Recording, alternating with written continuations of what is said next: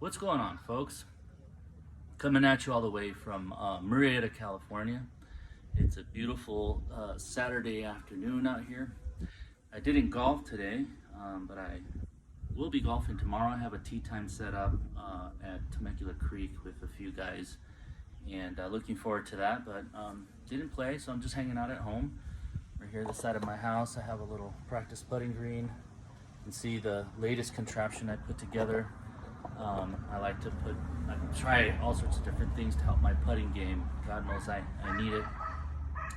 So decided to light up a cigar and thought of putting together this video because I often get asked on social media what cigars I recommend, particularly for golf, and just thought I'd give you my recommendations.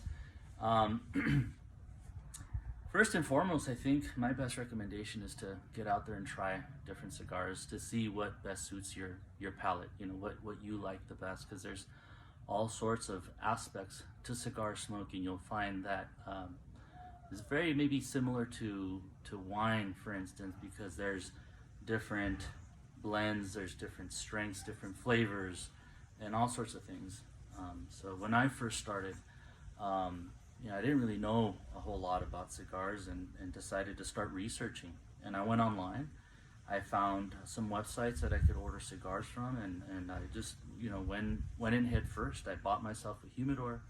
I bought a sampler and just started from there, And at the time I used to drink alcohol. I don't drink anymore, but I was dabbling with, different scotches and bourbons, trying to blend, or not blend, but pair the right cigar with whatever spirit I was drinking at the time, and that's kind of how I got started.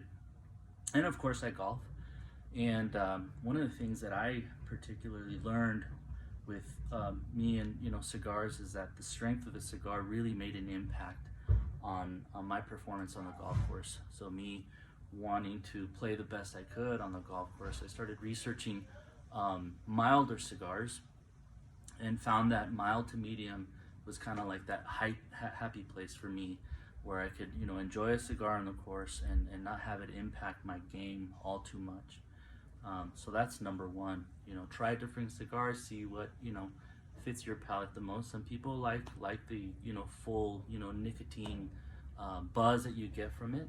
You get that usually from full-bodied, full-strength cigars like Maduros and things like that. And although it's not a hard and fast rule, the color of the cigar also can have an impact on the strength.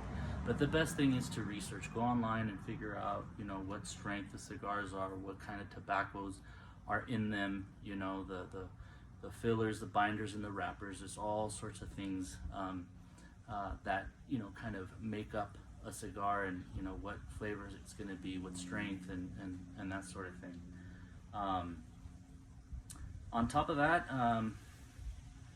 so aside from research and things like that, as far as brands are concerned, there's the top brands like the Davidoffs, the Padrones, the Arturo Fuente Opus X, and even Oliva, and there's all sorts of brands out there, and each one of those brands, you'll also find that they have their ultra premiums, they have their mid-level, and then the more economic, budget-friendly blends that they offer as well.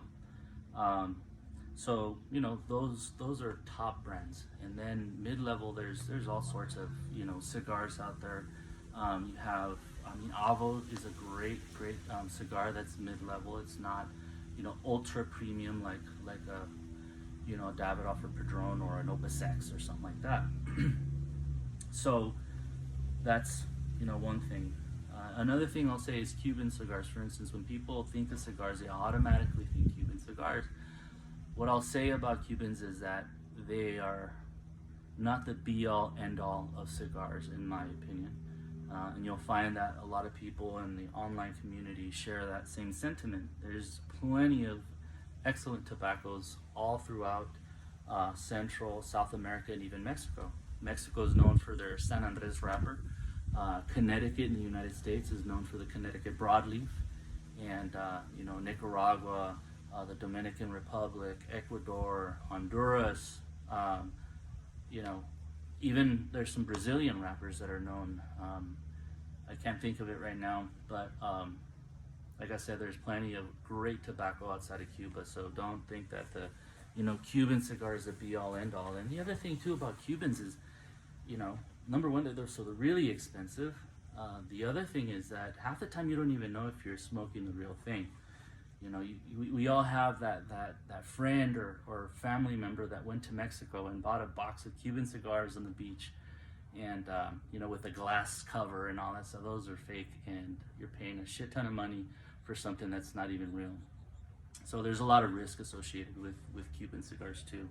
But if you find a reputable source, and you have the funds to afford those cigars, then by all means, more power to you. The other thing I'll say about cigars on the golf course is, I personally, because of budget, I don't like taking ultra premium cigars on the golf course. Why? Because, well, number one, I'm on the golf course and I'm focusing on my game. And if I'm gonna spend $50+ on a cigar, I'm not gonna wanna just be smoking it, throwing it on the ground between shots, and really not getting the full experience that cigar has to offer.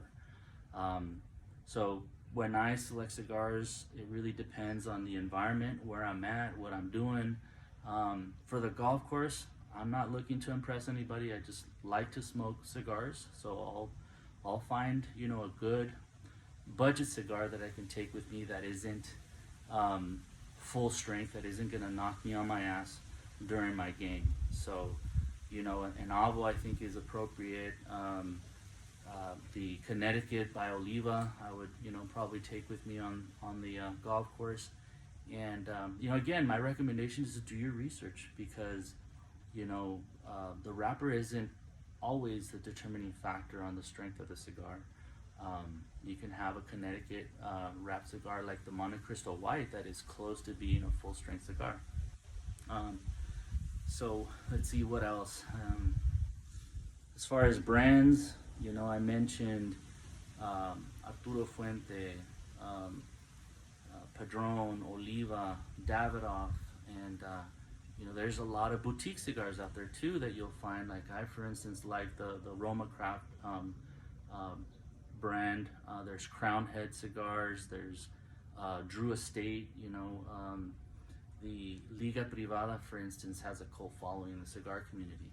That's a cigar that is put out by Drew Estates, and has a Connecticut broadleaf wrapper that is super dark and oily and very, very flavorful. And then you're gonna find too that there are some brands out there that have the Cuban brand names, like the Monte Cristo, the Bartagas, the Romeo Julieta, and those. But that's the American brand. Don't be confused, those aren't Cuban cigars. But good cigars nonetheless. Oftentimes I think they're Dominican or just different blends of different tobaccos from different regions. Which is, another thing I'll say of cigars outside of Cuba is that you have the ability of experiencing all sorts of different blends to create different experiences with the cigar, whereas with the Cuban puro, which the puro expression is meant for cigars that have tobacco from just one country, the Cuban puro, for instance, and you can have puros out of Nicaragua, where all the tobacco that's used to construct that cigar is from that same region. So that's another thing. I think that's all I have. Maybe later on I'll make recommendations for specific brands and specific blends of cigars that I would recommend. Off the top of my head, like I said, I think I like Avos. I like the Monte Cristo Whites, even though those tend to be more on the stronger side. Anything with a Connecticut wrapper that is within the medium to mild range in terms of strength, I would recommend. So that's all I have for now. I hope this information was helpful, and thanks for tuning in, and we'll talk to you next time.